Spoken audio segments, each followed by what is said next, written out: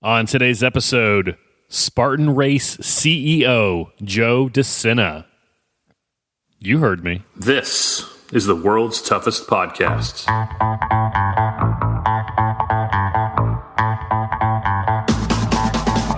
Welcome to the world's toughest podcast, where we talk about any obstacle course race you'd like, as long as that's world's toughest mudder. Each week we talk to members of the WTM community and share stories of success and failure in the single greatest event in OCR. My name is Will Hicks, and this is the world's toughest podcast. Welcome back to World's Toughest Podcast. My name is Will Hicks. Thank you for listening. We are the number one rated OCR podcast in the world, according to Apple and Amazon.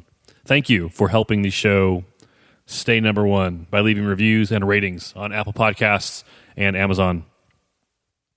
On today's show, do you remember how we talk about any obstacle course race you'd like, as long as that's world's toughest mudder? It's kind of our thing, right? We are breaking format today. We are going to talk with Joe De Sena, the co-founder and CEO of Spartan, about Spartan racing.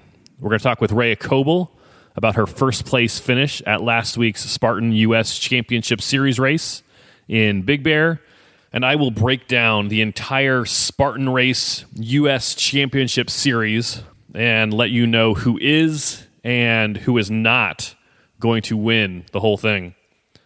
I know what you're thinking. Will, you talk about world's toughest mudder. What are you doing? This is madness. This is madness. This is madness. This is madness. This is not madness. This is madness. This is Sparta. This is Sparta! Everyone, keep your compression pants on. This isn't going to be a regular thing. I'll talk more about that in a few minutes. Before we start, you can email me at willhicks@gmail.com. You can follow me on Twitter at @TheWillHicks, and you can find us on Instagram at World's Toughest Podcast. You can be a part of the show by leaving a review on Apple Podcasts or Amazon.com, and I will read it on a future episode. I talk about reviews each week, but I would really like your feedback after today's episode. Even if you're not listening live, let me know what you think about us talking Spartan this episode.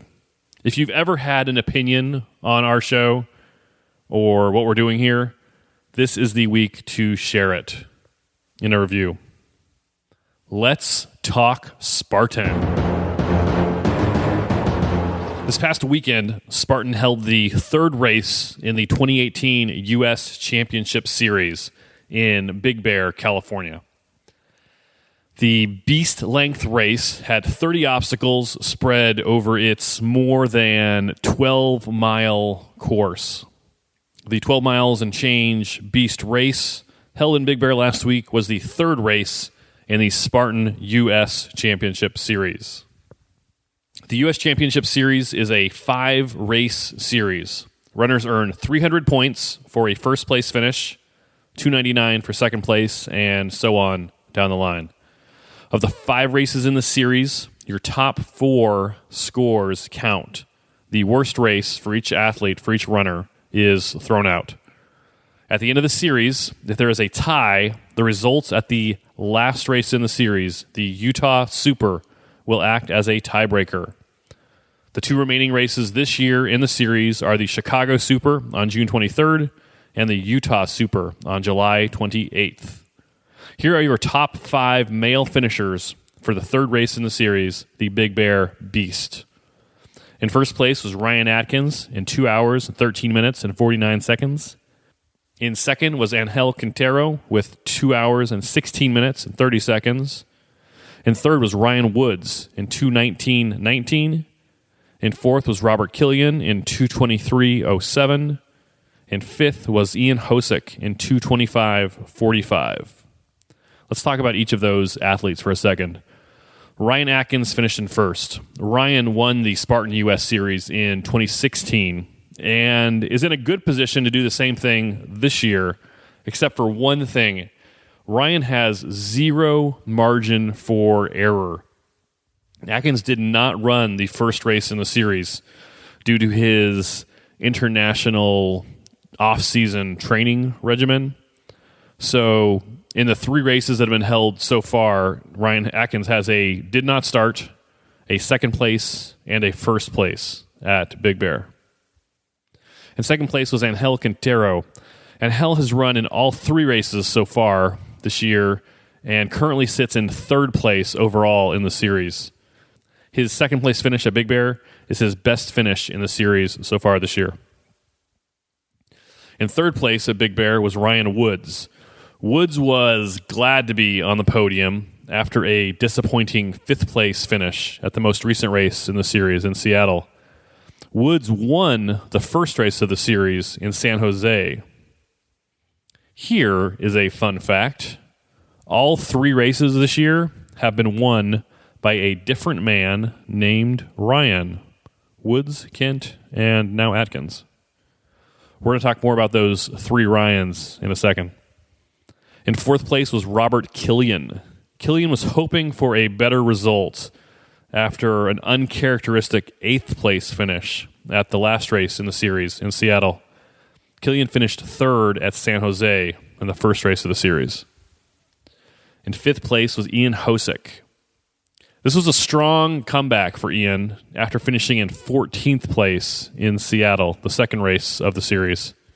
Because each racer is able to drop their worst race of the series, Ian still has room for a strong finish in the series if he can get strong performances in the last 2 races. Also of note, Ryan Kent finished in 8th place at Big Bear. In the first 2 races of the series, Kent finished in 2nd and then 1st place. Big Bear was really Kent's chance to take control of the series, but with his 8th place finish and with Atkins winning and Woods getting 3rd, it's become almost a 3-way tie leading into the last 2 races of the series. We're going to talk more about that in a minute. But first, the women. Your top 5 finishers for the women. In first was Rea Kolbl in 2:37.16. In second was Faye Stinning in 2:38.04. In third was Lindsay Webster in 2:39.30. In fourth was Alyssa Hawley in 2:48.41. And in fifth was Nicole Miracle in 3:01.15. Rea Kolbl finished in first place. Rea has been on a hot streak lately. She won World's Toughest Mudder in November. She won the first race in the Spartan Series at San Jose in March. On May 5th, she won America's Toughest Mudder South in Texas. And then 2 weeks later, this past weekend, she won the third race in the Spartan US Series here at Big Bear. The only blemish in there for Rea was her 5th place finish in Seattle. Seattle was the second race in the US Championship Series for Spartan. In second place was Faye Stinning. As I was preparing my notes to talk about this, my laptop computer kept wanting to autocorrect Stinning to stunning. And Faye had a stunning race in Big Bear. She was in third for most of the race. She moved into second at the spear throw, and she caught up with the first place Rea Kolbl at the second to last obstacle, the slip wall. Both women required multiple attempts to reach the shorter than usual ropes on the slip wall. If Faye had been able to make the jump and grab that rope before Rea had been able to, Faye probably would have won the race. She would have won the race. Faye has finished in second place at all 3 races in the U.S. Series this year and is currently in first place, leading Rea by 1 point in the series. In third place was Lindsay Webster. Lindsay won the Spartan US Championship Series last year, as well as the Spartan Race World Championship. She also won the second race in the series this year in Seattle. That's the race Rea finished in 5th place. Lindsay did not run the first race in the series because she was on an international mission trip. So in the 3 races that have been held so far, Lindsay has a did not start, a first place, and a third place from Big Bear. So she's in good shape for the points race, but like her husband, Ryan Atkins, she has zero margin for error in these last two races. In fourth place was Alyssa Hawley. Alyssa has been very consistent in the US Championship Series races. She has a fourth, a third, and a fourth place on her resume so far this year. She's currently in third place in the points race, but she will need two very strong races to close out the series to keep from getting passed by Lindsey Webster. In fifth place was Nicole Miracle. Nicole is probably the fastest woman in OCR on a flat course. Like Alyssa, Nicole is a member of the Spartan Pro team. Nicole did not race the first two races in the U.S. Series this year, so she won't have a chance to catch the other women in front of her. I want to talk about the Big Bear race for a minute, and then the series as a whole. The men's race was great, but not very exciting. Atkins was dominant, which isn't surprising, but nothing's guaranteed. Ryan will tell you he's human. He's beatable. Last week in Seattle, he finished second to Ryan Kent. I don't care what the subject is or what the topic is. I just enjoy watching someone who is excellent at what they do. It doesn't matter if it's OCR or washing your car or being a busboy. When someone is the absolute best at their job, it's always enjoyable to watch. The women's race was even better than the men's race, though. Rea Kolbl and Lindsey Webster were 1 and 2 for most of the race. But every once in a while, the camera would find Faye Stenning, and she would be in third place, barreling downhill, trying to catch Rea and Lindsey in first and second. You knew, watching the race, you knew that it would come down to one of those three women. One of those three women were going to win it. But you didn't know which one. And you knew it was going to be close. All three women converged at the spear throw. Rea got there first. She ran to the far right. She took a second to catch her breath and get the spear position before she threw it. Lindsey got there a few seconds later on the left and got her spear up to throw. Both women are holding their spear, ready to throw in first place, second place, and the drone camera the Spartan had captured it perfectly. You can see it for yourself. Go to facebook.com/Spartan Race Live and find the Big Bear live race footage. The women's spear throw is at about 3 hours and 18 minutes in, about 21 minutes from the end of the broadcast. So after 3 hours of racing, it's coming down to the spear throw. Let me take a quick timeout to talk about the spear throw. It is not a good obstacle for a competitive race like this. It's like operation at Toughest Mudder. You have put all of that physical exertion and running and work into this race. The final result should not be decided by whether or not you happen to pick up the spear with the weird tip on the end. I don't like the spear throw. That being said, it made the women's race crazy dramatic. So Rea and Lindsey are standing there at the spear throw. They're both holding it. They're both facing it. The camera's from up above looking straight down on them. You can see Rea on the right and Lindsey on the left. Lindsey throws her spear first. She misses.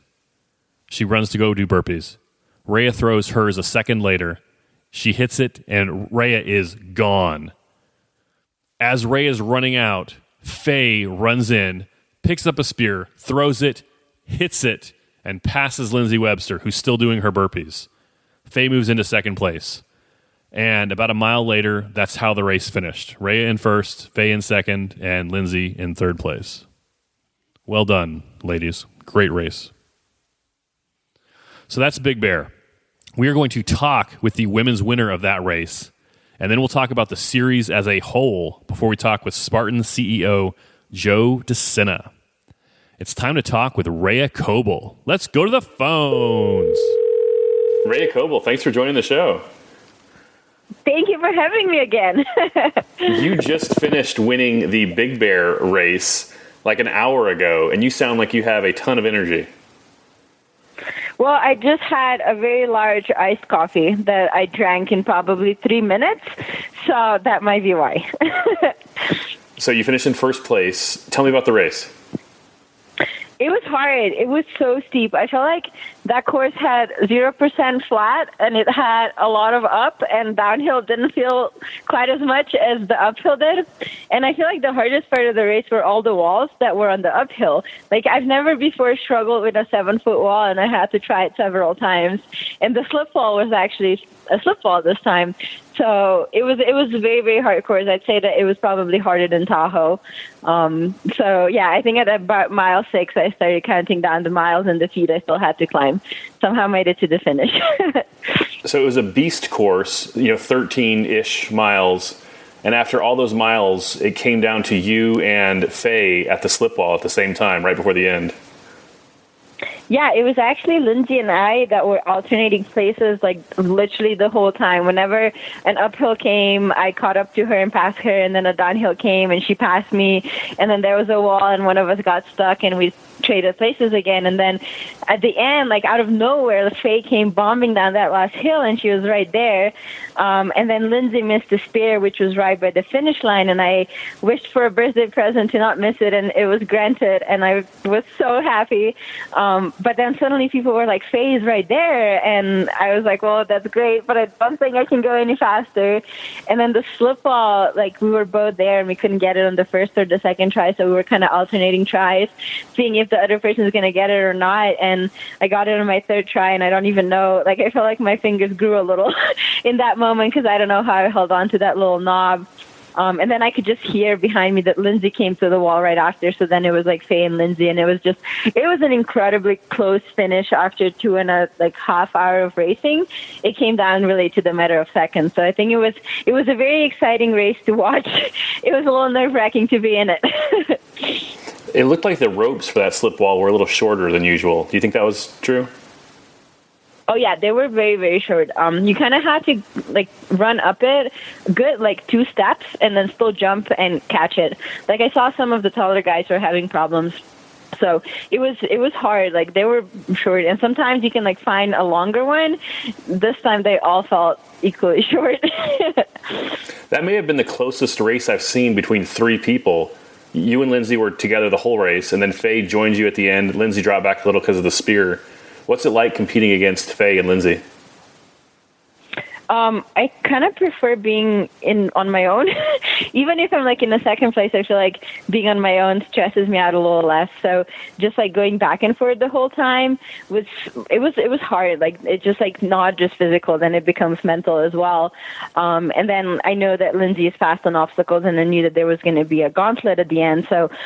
And there was a long downhill, which she's really good at. So I was just trying to make up a lot of time on the uphill so that I could lose it on the downhill, but maybe not lose everything on the downhill.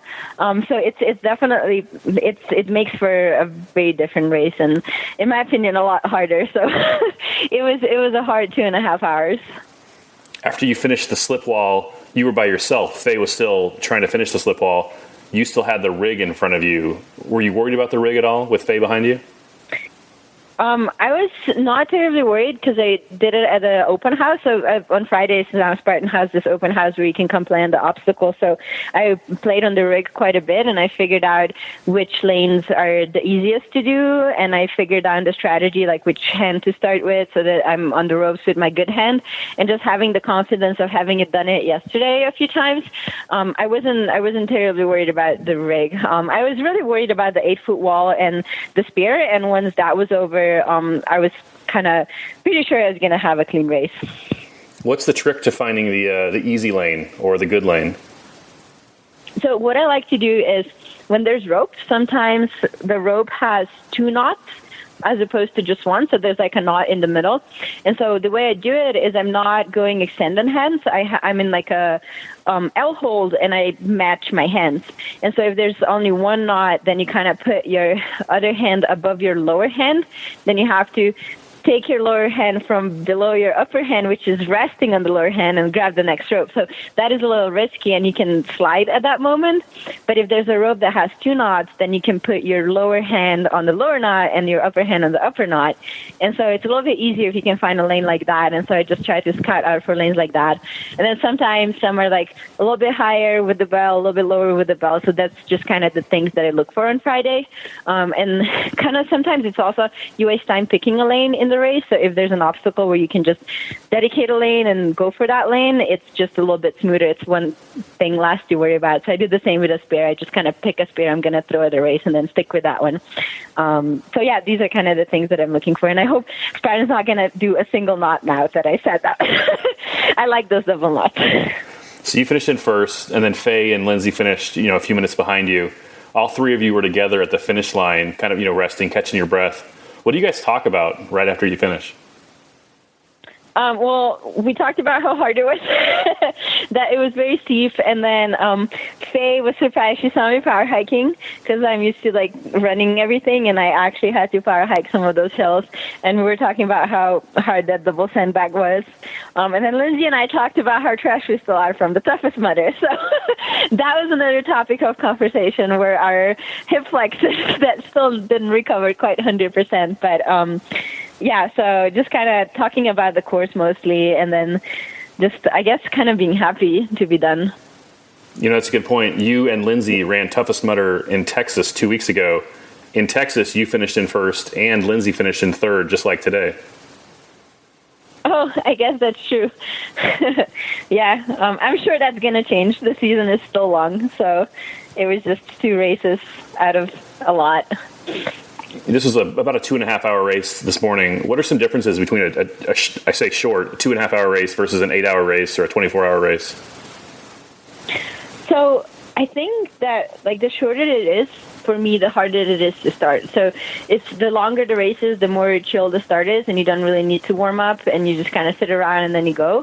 For a race like today, like I start warming up probably like 45 minutes before that, and I do like strides, and I do some uphill running, go to the bathroom 10,000 times. So it's just, you have to be ready to just like go 100% from the get-go, which I don't think is quite true for these longer races when you just kind of pace yourself. And I kind of enjoy not so fast from the get-go, a little bit better, because it's hard for me to like start sprinting out of the gate. Luckily at a race like today, it just started uphill from the gate, so that's a little bit easier because nobody's going super fast on that. And so I just kind of let the fast people go. And then eventually once the hill has been going on for a long time, I know that I can kind of get in the lead, and I don't really worry about so many people being in front of me. So I think that's like the main thing. And then also like for nutrition for today, I just had a few gel packs in my sports bra, whereas at like a longer race, I'd bring like a vest where I would have more food in it. And, you have a pit crew stop and everything like that. But in like a 2.5-hour race, Bun's main role is to say, "Good job, hon, go faster." So yeah, it's a lot faster when it's that short. Bun is your husband. You and Bun celebrated an anniversary this week. We did. We actually got married on my birthday, so I celebrated a birthday and we celebrated anniversary. Actually, we're celebrating it today because yesterday was before the race day, so I ate out of a Ziploc bag and Bun had his fast food for dinner. So today we're actually going to celebrate it a little bit more properly. That's exciting. What are you guys going to do to celebrate? We're going to eat not out of a Ziploc bag. I think we're just going to get a nicer dinner, and we're staying at an Airbnb, and I'm staying with Christopher Mendoza. And another friend of mine, and they got me a watermelon yesterday and some strawberries, and they got a cheesecake for Bun. So that was a super nice surprise. Like, we kind of celebrated, and they sang for me, but we still went to bed at like 9, so it wasn't quite the rager. When you see Chris Mendoza, do you call him Christopher Mendoza? Christopher Mendoza. I kind of sing it in my head, that song that you play. Christopher Mendoza. But I just call him Chris. What are the next few races on your schedule? Well, the next one is going to be Michigan toughest. So seems to be a thing that I do a hard race every 2 weeks now. And then after that, I think it's a Chicago Spartan. And then I'm actually doing a trail race, which I haven't announced yet, but I guess now it's out and I'm going to make a post about it. But I'm doing a sky race, which Steve Hammond actually makes the course as well. He made the course today. And the funny thing is, it's called a sky race, which is known to have a lot of elevation gain, but it's going to be 30 miles with, I think, about 10,000 feet of elevation gain. And the Big Bear today was a third of the distance, so it was about like 12 miles, and it had 5,000 feet of elevation gain. So really, I feel like today was a much more of a sky race than the actual sky race is going to be a sky race. But I'm looking forward to that and just kind of doing a few different things just to like branch out a little bit. Ray, do you have any sponsors or anything you'd like to plug? Yeah, so I have a scent. They make protein powder. I take mine for like after runs, and then they also make it for before bed, so while you're sleeping your muscles can recover. And then I have Enduralead, which is a pre-workout supplement that I also really like. It has caffeine, so it wakes me up, and a few other things like beetroot extract that gets you going. And then I have Brave Soldier with the Band-Aids and the ointments and just like first aid kits that I always like to bring to races with me for all the barbed wire scratches and everything else, and mud gear with their awesome socks. Ray, how can people find you on social media? I have Instagram, so it's just at Rea Kolbl. I think that's probably the best way. I think I'm most responsive there. They can send me a message or just follow me. And then I'm also on Facebook, Rea Kolbl Pro, and I have an athlete page, which I will be more active on soon. And that's just Rea Kolbl. I might be Rea Kolbl OCR, but there's not a lot of Rea Kolbls out there, so it should be pretty easy. Ray, any last thoughts on the Spartan Big Bear Beast? It was really fun. It was great seeing everybody out there, and I'm happy to be done with it now. Rea Kolbl, thanks much. Thank you, Will. Thank you, Rea. Well done. Rea is a friend of the show and a fan. 5 stars. So who is going to win the 2018 Spartan US Championship Series? Remember, you get 300 points for first place, 299 for second, 298 for third place, and so on. There are 5 races in the series, and each athlete gets to drop their worst race. Only your top 4 races count. If there is a tie, your results at the last race in the series in Utah are the tiebreaker. Let's talk about the women first, and then the men. For the women, it's going to come down to one of 3 women with a 4th that could make some noise if one of those first 3 falter. Your women's series winner will be one of 3 women: Faye Stenning, Rea Kolbl, or Lindsay Webster. If one of them have a major misstep, there's room for Alyssa Hawley to make a move, but she's going to need some help from one of them. After 3 races, Faye Stenning is in the best position to win the series title. In her 3 races, she has finished in second, and second place. Those 3 299-point finishes are good for 897 points. She is currently in first place. At the last race in the series in Utah, if Faye wins, Lindsay cannot catch her. If Faye wins Utah and Rea finishes in third or worse at either of the last 2 races, Faye will beat Rea for the title.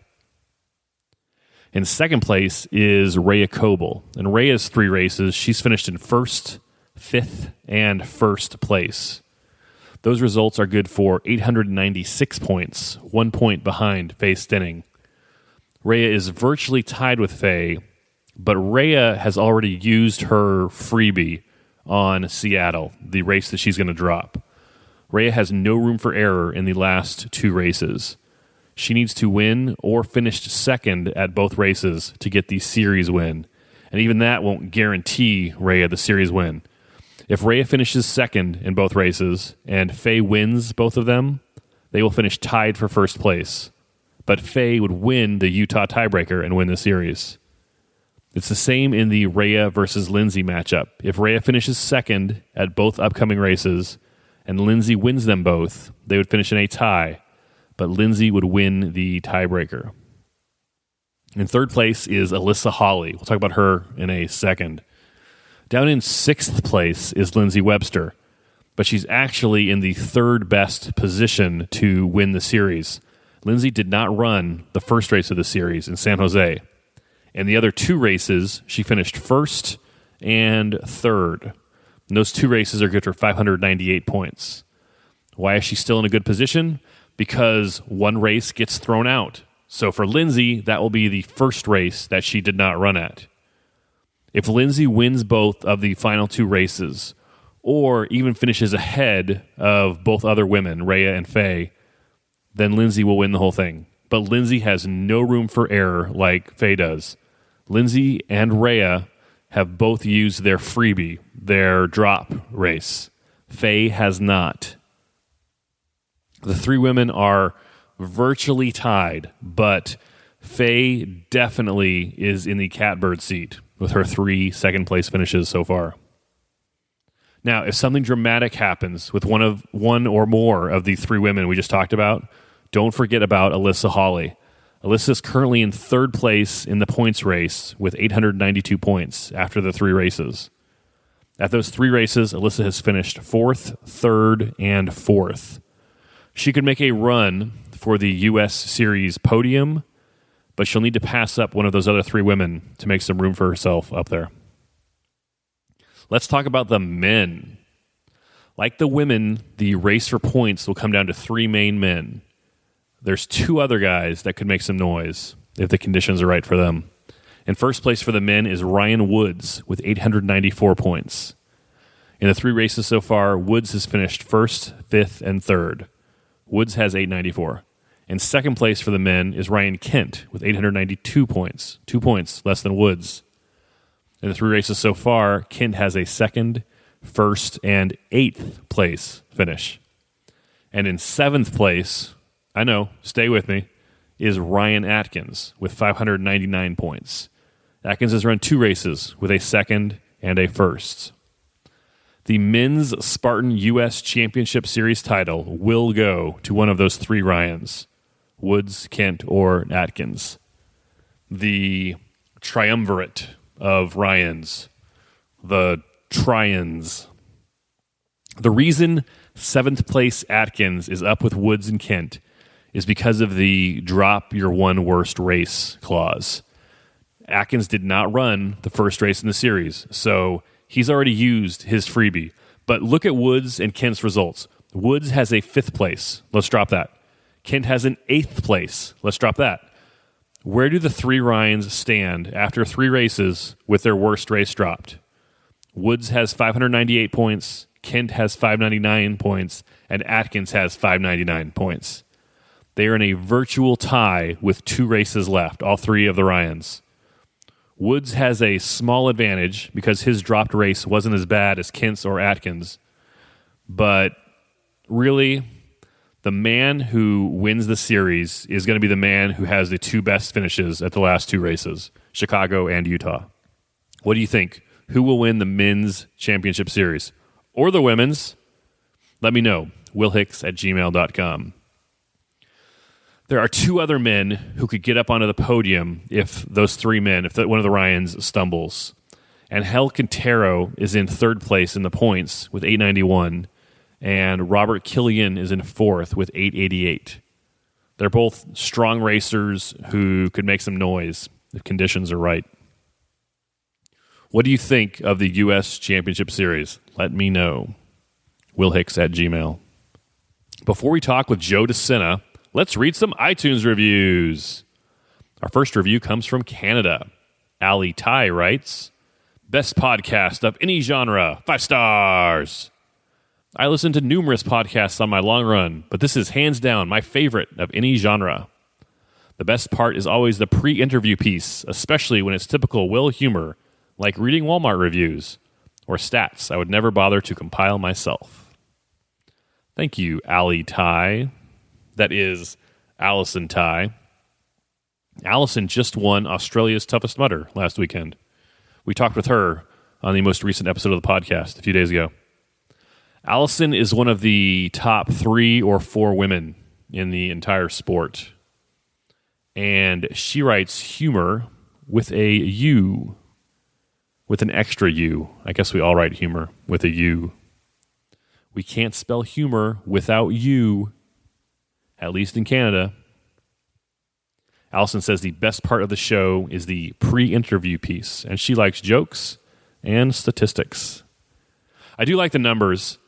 They give structure. They're kind of the bones of the stories of each race. And it's fun to find details or patterns that the athletes even haven't noticed yet. Thank you for the review, Allison. Good luck at the 24-hour Enduros in Australia next week. Our last review comes from the UK. G. Wells writes, interviews and toughest. 5 stars.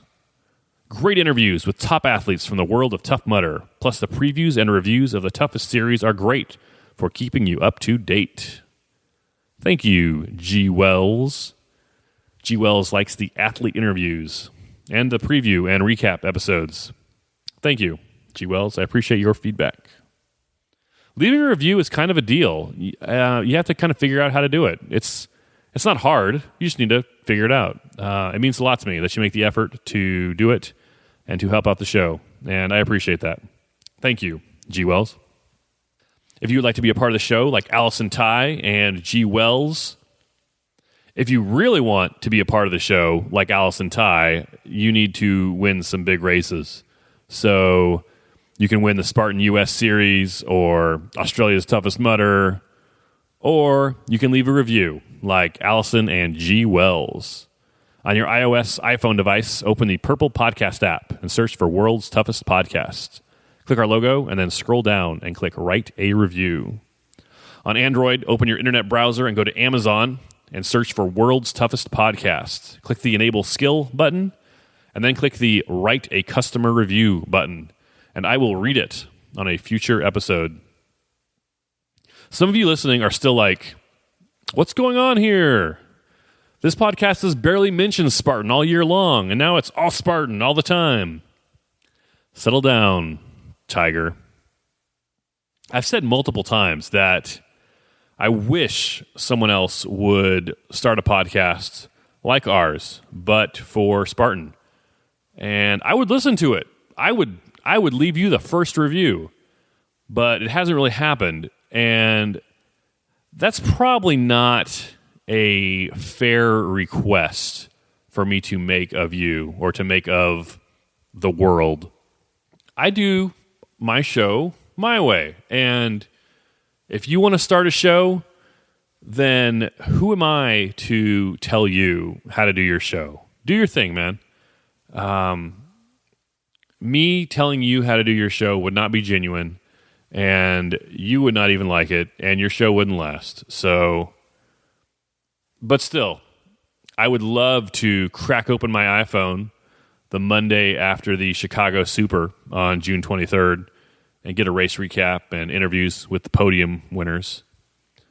I'm telling you, there is a market, and people would listen. So that's been bouncing around in my head for a while. And then on Twitter, I saw Joe De Sena tweeted something about him being in town in San Diego to do a talk at a YMCA and lead a group of kids in a Spartan workout. I need to stop for a second to say a big thank you to Matt B. Davis. Matt connected me with Joe and put in a good word for me with Joe. This interview and experimental Spartan episode would not have happened without Matt. So thank you, Matt. If you are not already listening to his ORM podcast, go check it out. He's about to hit his 300th episode. And if you want to learn more about the people of Atlanta before you go there for World's Toughest Mudder this fall, you should check out his Atlanta podcast. You can find it on iTunes. So Joe is in town, and Matt connects us.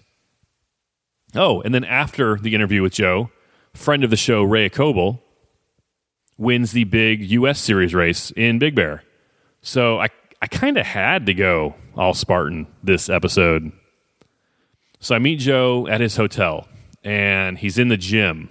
And he says, just meet me in the gym. I'll talk to you there. All right, cool. I get there. He's already sweating.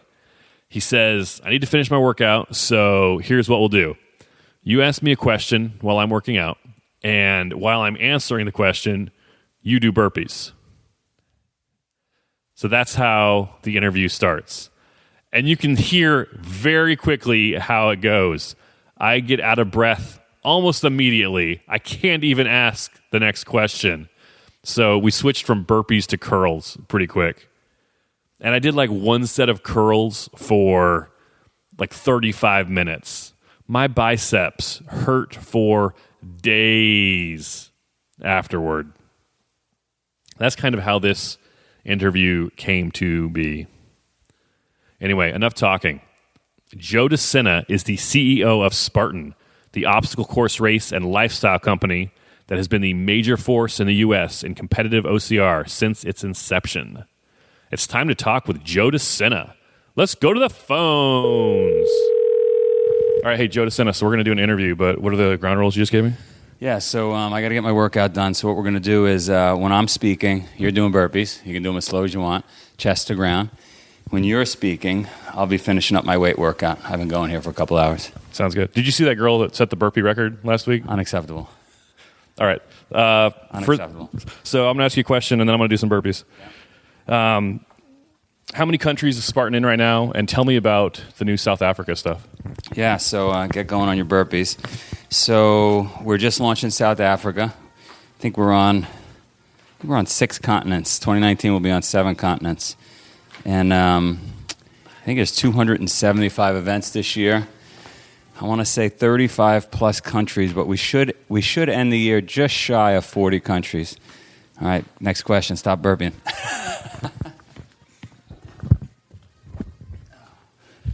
So I've been watching. I'm trying. Yeah, I think that's my first set, and I'm already breathing heavy. So I've been watching your pro team, and you have a couple of studs on there that I follow pretty close.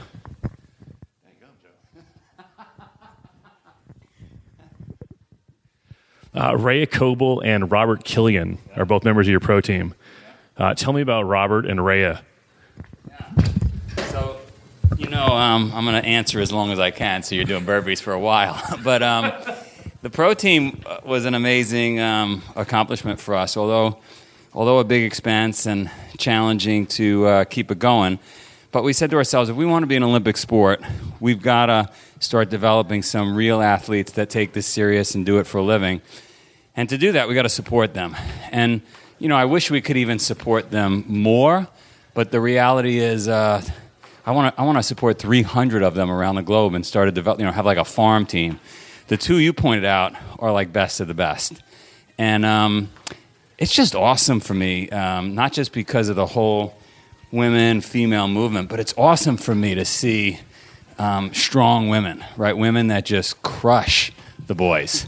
And, not that I don't like Killian. I love Robert. But there's just something more powerful about... You're dying over there, by the way. There's something more powerful about the females that come out on our team, whether it's Rea, whether it's Amelia, whether it's Rose. Go down the list of these females that have sprung up over the years. So... I don't know. You're turning blue. So let's go to the next question. I'm getting an advantage here because your questions are short. I should ask all the questions and then edit it together. You can cut this. I'm going to ask you 3 questions at once so you can talk. It's a bad idea, isn't it? I should ask you once. Well, they're all related. We'll be going for a while. Well, it gives you more time. People don't want to hear me. They want to hear you. So, what is your philosophy on suffering? And then also, what's your philosophy on success? And your philosophy on parenting? You grab some small ones. All right. So philosophy on success, philosophy on suffering, and philosophy on parenting. So parenting And achieving success at anything in life, whether it's children that are well-adjusted and successful later in life, or whether it's business, whether it's a marriage, whether it's your job, is going to require you to be able to handle obstacles. Maybe the physical kind we see at the races, but lots of mental roadblocks and obstacles. And so if you're not proficient at handling those things, you're probably going to find it more difficult to succeed. So I believe that we should manufacture some adversity in our lives, manufacture some suffering, take the cold showers, do the burpees, go running in the rain, get out of your comfort zone. By the way, forget about achieving success, whether parenting, business, family life. What about the fact that it helps you grow? Like, think about the tree. Think about the tree that grows on the side of the mountain in Scotland with the rough weather and the hail and the storms, right? I mean, versus the tree that grows up in San Diego. Like, how are those trees going to weather the big one? They're going to weather them completely differently. And so my theory on suffering is closely tied to success, is closely tied to parenting, which is you've got to become the tree in Scotland on the side of the mountain, because if you're not going to weather the storm that's coming. Now, if you're lucky enough to have inherited a ton of money and you sit on the couch and you got 400 channels on your TV and you just eat popcorn every day, well, then maybe you don't need to be that tree on the side of the mountain. I would argue that's not a fulfilling life. The things that we remember, the things that we're going to want to talk about on our deathbed are the tough times, not the times we sat on the couch. So you're getting the extra benefit of actually improving your life and having stuff to talk about and remembering. And by the way, it's the journey. It's not getting to the top of the mountain, right? It's all the way. It's the climb. So last one on parenting, how that all ties together is you got to be tough. You're going to have to come up with 100 decisions on a daily basis with your kids, and those decisions can be answered the hard way or the easy way. And so, what tree do you want? You want the tree to grow up that can handle the storm, or do you want the tree that blows over pretty easily in San Diego? I'm only using San Diego because we're sitting here in the gym. Sure. So I don't know if that answers the question, but that's the way I think about success and suffering and parenting. With parenting, we want to give good things to our kids. We want our kids to love us, but at the same time, we want them to be strong. We want to build that mental grit inside of them. How do you build that while still maintaining that, a father-son relationship, father-child relationship?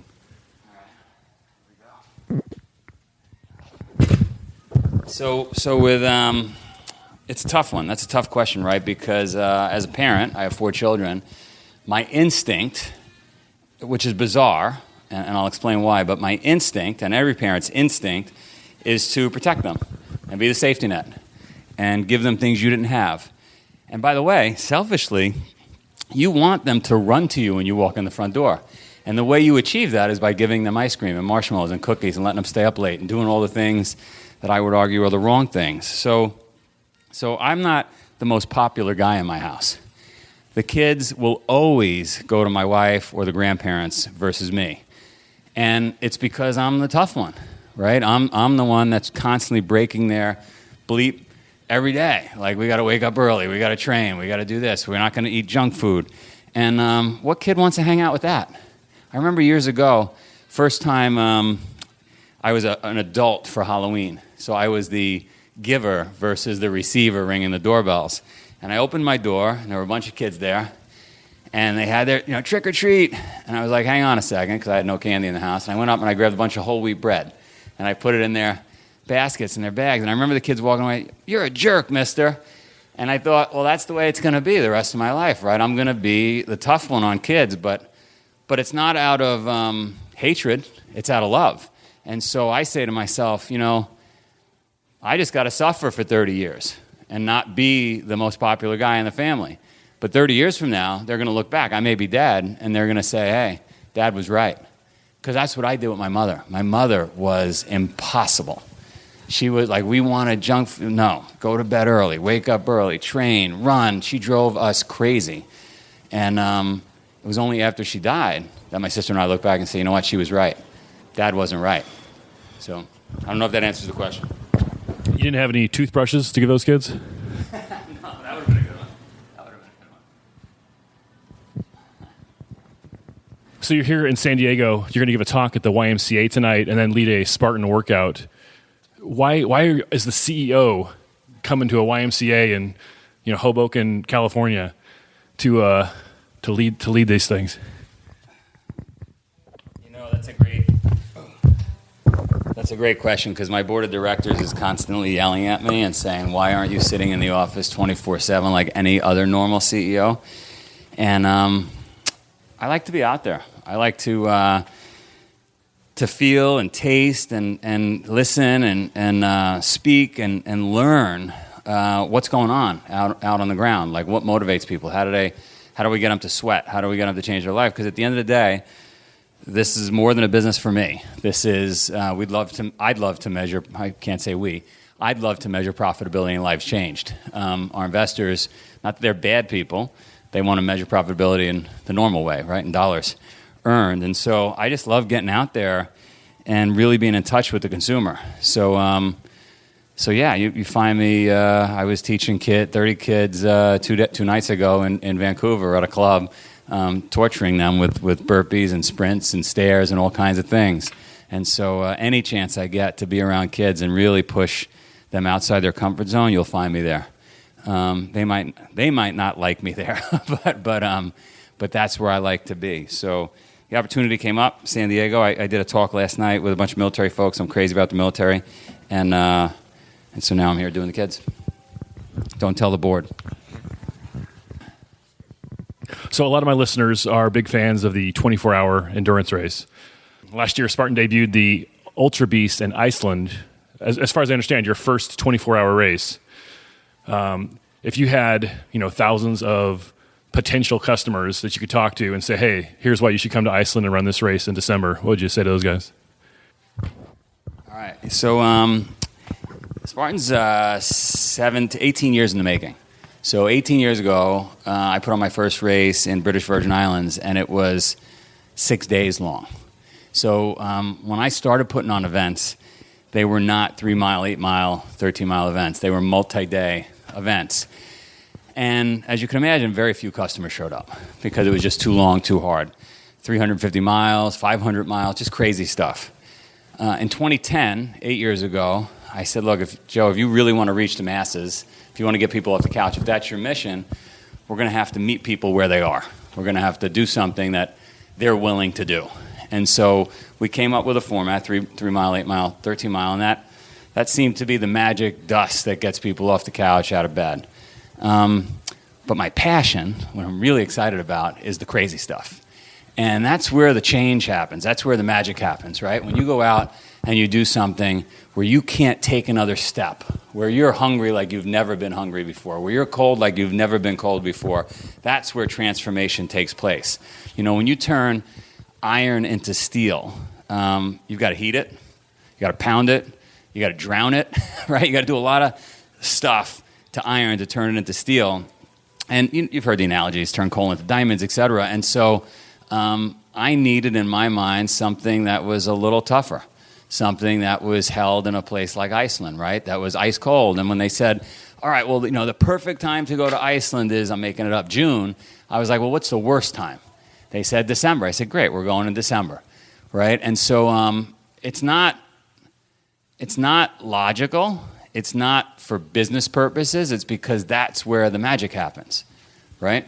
If it was 60 degrees and sunny and we could take breaks and there was like pineapple spreads and bacon and like, yeah, then the transformation wouldn't take place. So everybody out there listening that's saying, "Screw that, this guy's nuts, I'm not going to Iceland in December," well, that's the biggest mistake you'll ever make in your life, because I would guarantee, money back guarantee, that if you come out and do a race like that, you will thank me. And if you don't, I'll give you your money back. So It's tough to argue with a money-back guarantee. Speaking of money, there's a $100,000 potential bonus for the man or woman who reaches 100 miles this year. What do you think the odds are for that happening? think the odds are 10%. I think my risk is about $10,000 if you do the math. Somebody like a Killian, somebody like Atkins, go down the list. Even Bear, believe it or not, even if you're listening, you're over the hill. Hunter, I don't know. But I think there's a chance one of these crazy people, Amelia can come out and do it, right? She's a long distance maniac. Go down the list of the females, but it's going to require some serious dedication and some serious training going into it. Switching to triceps now. So this year, Spartan has really rolled out in force a lot of different race series. They've existed before, but this is the first year I've noticed them really focusing on like prize money and kind of like the series title for the mountain series. The stadium series is always, not always, but has been a thing for years. And then the US Championship Series, as has been the past few years. What's the goal with those different race series? Are we trying to get athletes to specialize in like mountain running? Are we trying to just see who the best stadium racer is in the country? So I wish I had a better answer as to why we're coming up with all these series and all these products, but the reality is it's because I'm a crazy person. I just drive everybody in the company nuts with ideas every day. My mind just works that way. And so I'm just throwing stuff at them, and I'm sure they've had enough. But let's go back to the mission. I want to change 100 million lives. And I'm constantly looking to poke and prod that man or woman on the couch with something that might interest them to get off the couch. And whether that's a series, whether that's a workout tour, all these crazy things that if you put pen to paper and you said, Joe, look at what we're spending versus what we're bringing in, you'd probably cut a lot of this stuff. It just doesn't make business sense. But I got to have fun too. I mean, it's a lot of work. So I'm doing things that I'm enjoying. I don't know if that's a good answer or not, but we're just having fun. Which ones do you enjoy? The mountain, the stadium, the crazy stuff? I love mountains. I love stairs, and I love mountains. I love suffering. How does Spartan relate to Tough Mudder? Are you guys friendly competitors, or do you want to put your foot on their throat? What's that relationship like? At first I was annoyed because of the way they came to be. And again, I had 10 years of history, but business is business, and it's a democracy, and capitalism exists, so who am I to complain? And it's just another obstacle, really, right? So I got to embrace it. But for an industry to succeed, and I got to question myself and say, Joe, if you're really interested in changing 100 million lives, then you shouldn't hate them. I think it's just healthy competition, right? We have to be better. And so we look around now, and whereas it used to get me emotionally agitated, I don't let it anymore. It's just competition. There's a great quote I read the other day, which was basically the first person to get hurt when you get angry is you, right? And so yeah, I no longer get angry. I get even. It's funny how the OCR industry kind of has played itself out the last 3, 4, 5 years. Yeah. Spartan was the dominant force in competitive races for years. Yeah. Then last year, Tough Mudder brought out their toughest mudder and the 10-mile competitive first wave. And then this year, it kind of seems like the pendulum has swung back to Spartan again. Do you guys think about what Tough Mudder's doing when you're planning out your year, or is it we're going to do what we do and forget about them? So this is not even going to be believable, but in the early days, I made a decision that I would never go to their website and I would never look at any of their media. And to this day, I don't look at anything, ever.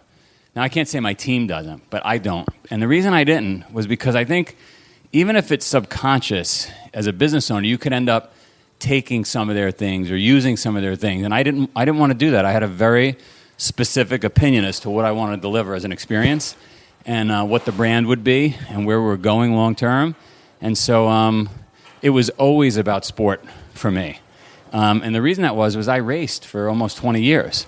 And in those races, the clock mattered. It wasn't camaraderie didn't matter because actually camaraderie got me through it, right? But it was camaraderie through competition. So competing was really important to me. Earning a medal was important. I'll tell you why, because I got to so many races to the finish line, and I was so slow that the whole place was packed up and gone. I didn't get anything, right? And so I wanted to give people something to have a memory of that achievement. And it wasn't that the medal was important, because you have to learn that medal or no medal, and I'll tell you a funny medal story.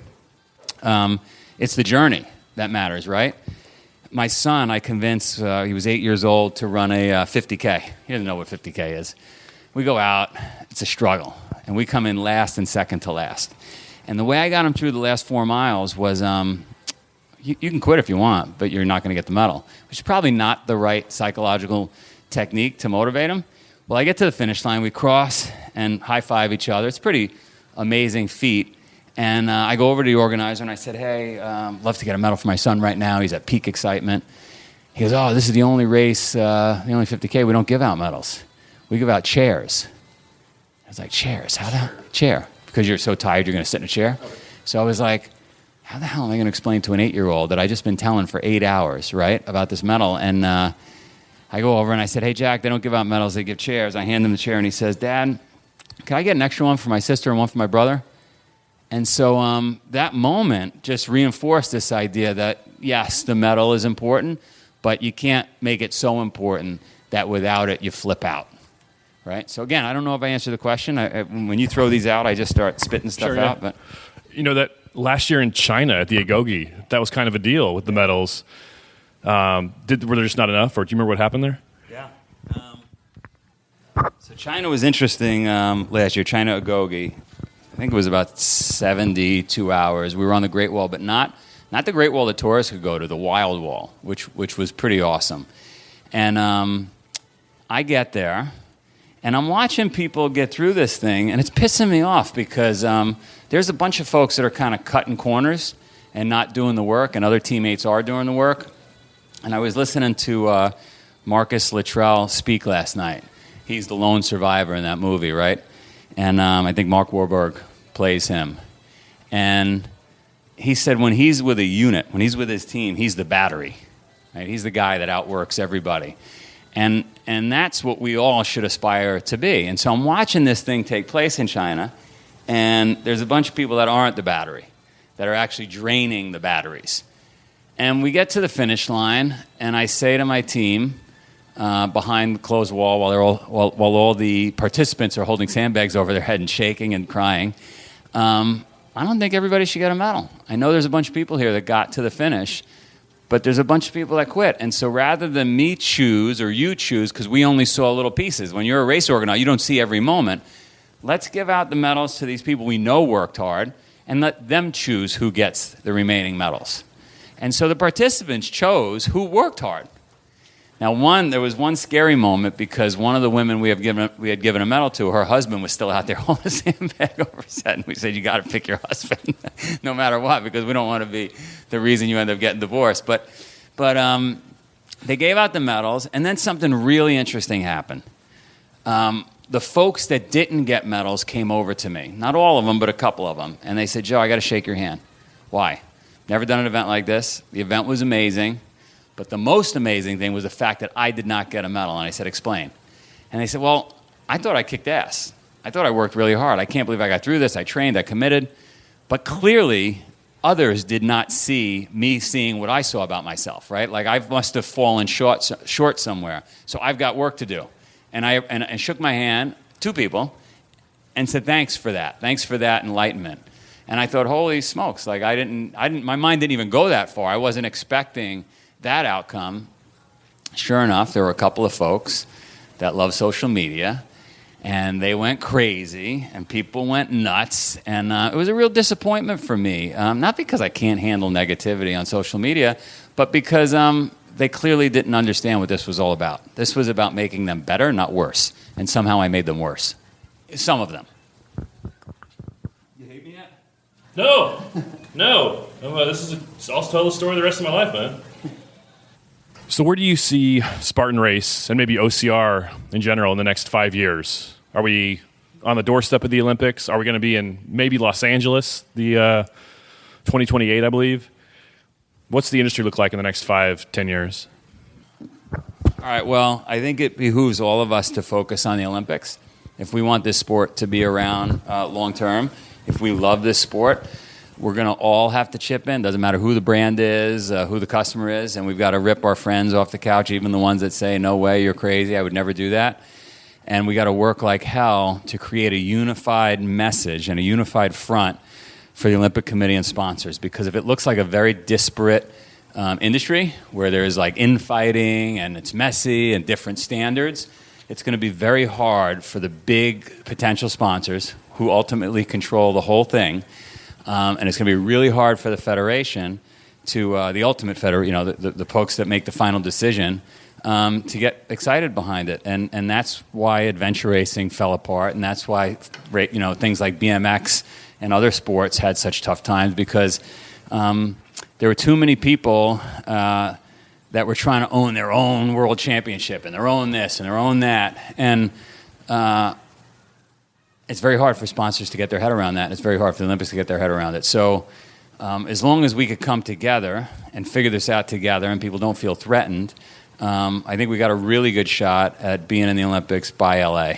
And maybe even in Tokyo, I had a meeting yesterday, maybe even in Tokyo having an exhibition event, which would be unbelievable. So you talk about the importance of being unified. Spartan has their own world championship. Tough Mudder has World's Toughest Mudder. There's even the independent, the OCR.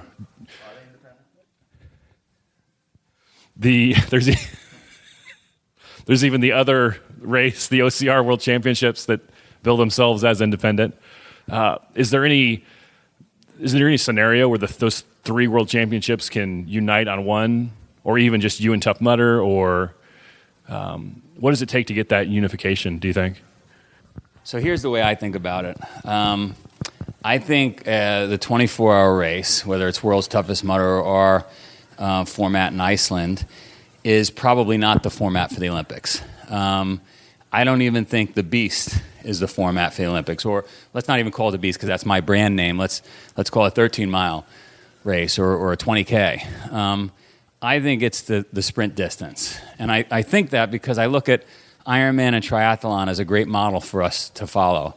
I don't think you necessarily have to have burpees in the Olympic format. I like burpees because, again, what's my mission? Get people healthy. And I don't want folks out there skipping obstacles and just kind of kicking their heels and having a too easy of a day. So you're not a fan of the penalty loops? No, penalty loops are good. We're actually incorporating some now at certain obstacles. But I think the burpee is the most unbelievable exercise. And so what better place than to force people to move blood around and get things shaken up in their bodies than at a race when they miss an obstacle. Like that my mission is to change 100 million lives, to get people healthy, get them eating well, training, moving blood around, right? Like you're training while we're doing this. So that's why the burpee exists. Does it need to exist in the Olympic format? Probably not.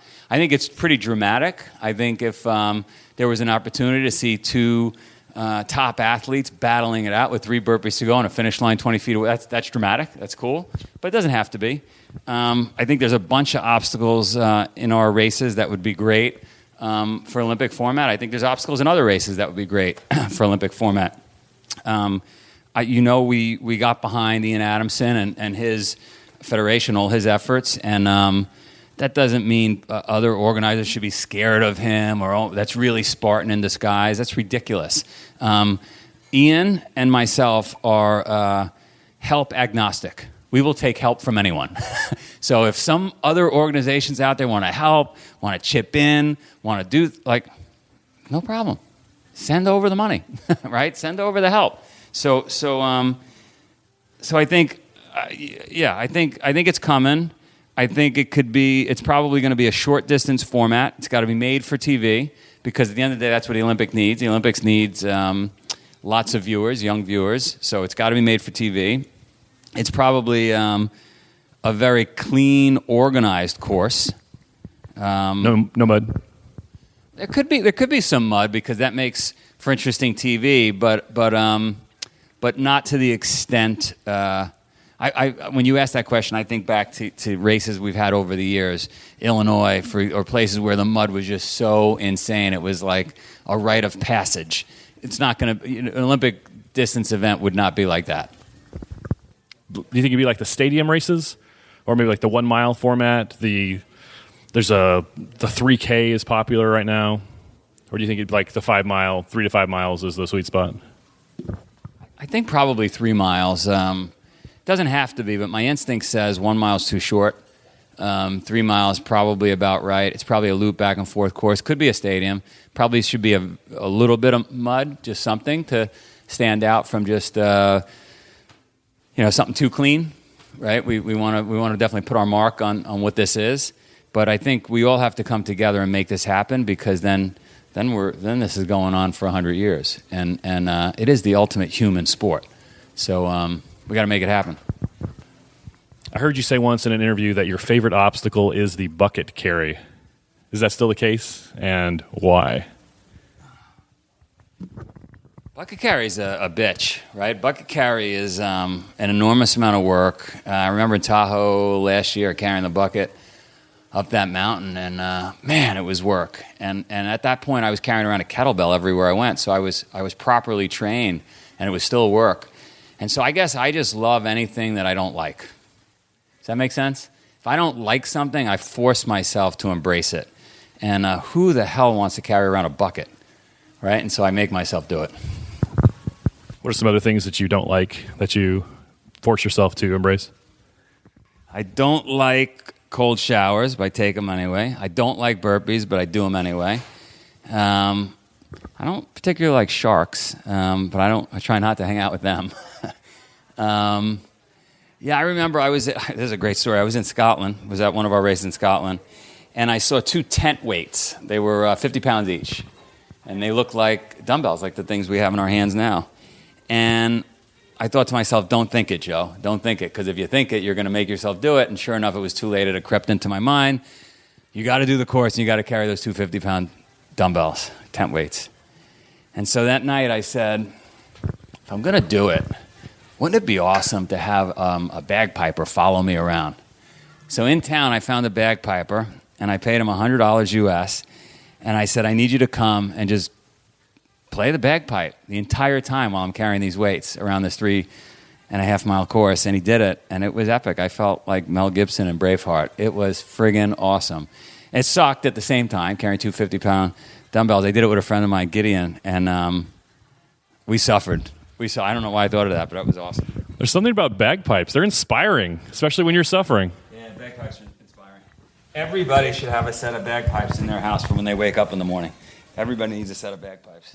I think bagpipes are kind of the instrument that you can either play well or terrible. There's no in between. I would not know the difference. You guys have a new sponsor this year, Kraft. Tell me about the Kraft sponsorship. So Reebok came to term. Reebok was a 5-year deal. They came up, and shame on me for not starting to work sooner on that replacement, because we thought we would just extend with Reebok, but we just couldn't make the economics work. And then out of the blue, this Swedish company came out, very interested, Kraft. And when I dug in and I looked at their history, they've been around since the 70s. They've been making this really technical gear. They support the sports where our best athletes come from, Nordic skiing, biathlons, etc., cyclists. And they make really great stuff, get along great with the management there. I'm actually going to meet them tomorrow here at Big Bear. And I'm super excited. I mean, we're going to be making shoes. We're making all this really great gear. And nothing bad to say about Reebok, but they're more mass market, the stuff they made. This is really high-end technical stuff. So excited. Joe, what else does Spartan have on the horizon you want to plug or talk about? Let me think. Big things. September, we're coming out with another book called The Spartan Way. Third book. Great story. So this has been in the making in my head for 40 years, this book. And it's 10 principles that I've always thought about. My mother introduced me to a race in Queens, 40 years ago, called the Transcendence Run. It's before it was even called the Transcendence Run. And it's a 3,100-mile run around a 1-mile loop in Queens, New York. And so you do 50, 60 miles a day just around a 1-mile loop. 7 people show up, 8 people show up to compete. But at that young age, seeing that, I thought, what is it that makes human beings capable of doing such amazing feats? Fast forward, I built my own business, challenged, obstacles every day, people quit, run out of money, can't make payroll. I thought, what are the principles that get me through this and get me successful? Didn't get into the college I wanted to get into, fought my way in. I thought, what are the principles that got me in here? Learned a bunch of stuff in college, thought about some more principles. Went and did very long distance running myself and races and thought, what are the principles there? So I distilled and boiled down 10 principles that if you can master, and I sound like a late night TV salesperson, but I don't mean to be. By the way, I'll give you a free book, so it's not about the money. What are the 10 things that if you could master, most people won't do the work. So you might read them, but you're not going to do the work. Master these things, you're going to be successful. So anyway, I'm down at Fort Bragg. I'm giving a speech to JSOC, Joint Special Operations Command. Bunch of operators, badasses, right? And I go through the whole thing. I go through the history of my life. I go through the 10 principles, and they go, Mr. Sena, that's awesome. But what about this principle that you didn't mention? And I stood there stumped. And I said, I already wrote the book. I got to add that principle. You're absolutely right. But because of my own shortfalls as a human being, I just didn't pick up on that one. And that's the most important one. So I've since got the publisher. We're going to do the secret principle I'm going to put online. The book is going to point to it. And whether people buy the book or not, if they just nail that one. So what's that one secret? I don't know if I could tell you that yet. I don't know if that's good. I got to think about. Do you have to read the first 10? I'll tell you what. We're gonna post it probably in the next 30 days before September. If we connect, I'll give it to you to post. Sure. All right. Yeah, Sounds that's good. the secret principle. The most important one. Again, I sound like a late night salesman. I don't mean to be. So, Joe, what's the most exciting race coming up next 6 months, a year? Sparta, Greece. Tell me about that. So I was just in Sparta, met with the mayor, saw the old historic sites of where Leonidas and his pals used to hang out, went and trained in the mountain where the Agogis would take place for the young children, and we got a trifecta weekend going on in Sparta. My team doesn't know it yet, but I might even add a marathon there, just an extra product to have that weekend. Carrying like the weight of a sword and shield would be kind of awesome, up the mountain where the kids used to, just a private thing, no charge, take a bunch of people out. I'm working on setting up a base camp in Sparta at the historic site where, which is closed off, and you're not, it's an ancient historic site, but we're seeing if we could do a camp out there for a select number of people. And super excited about Sparta. I actually want to buy a little stone cabin there because In Sparta? In Sparta, yeah, because I think it'd be awesome to have that connection. Where did your love for Sparta and ancient Greece come from? Is this from your mom? I think everybody has memories as a kid of the great gods, right? The Greek gods. So I think I had some of that. I think the movie certainly helped polish that. The 300? The movie 300, and then just over these last this last decade of just studying Stoicism and the Greeks, and it was the first democracy, Sparta, right? Women actually had some power back then in Sparta, which was unheard of in the ancient world. So they did some great things. They certainly had some flaws as well, but what really clinched it was going there and meeting the mayor and just sucking it all in. And here's a crazy story. So I'm in the mountains of Sparta, and I can't help myself. I grab a rock, and I'm carrying a rock up and down this mountain at 4 a.m., because that's what I do. And I'm like, there's nobody here. There's nobody on the road. There's no sounds. There's no people. Later on, I asked, and I said, where are all the people from this town? They said, you won't believe it. In the 60s, they all moved to Queens, New York. And that's where I'm from. And I'm like, I'm standing there thinking, they all went to Queens. I came here. So anyway, it was just a crazy Your thought. people. Yeah, my people. So anyway. Joe, any last thoughts on Spartan or anything else? Just sprinkle some Spartan in your life and get after it. All right? If you're doing a podcast, lift some weights and do some burpees. Joe De Sena, thanks so much. Special thanks to Rea Kolbl for appearing in this episode. Well done, Rea. Also, special thanks to Joe De Sena for flying all the way to San Diego just for an interview to be on World's Toughest Podcast. You are too kind. I know I say it every week, but I would love to hear your thoughts on this episode. This is clearly different than any other episode. This is our 80-something episode, and it is 100% different than every other episode we've done. I would love to hear your thoughts on it. Please leave us a review on Apple Podcasts or Amazon. I will see you next time. Go spend time with someone you love.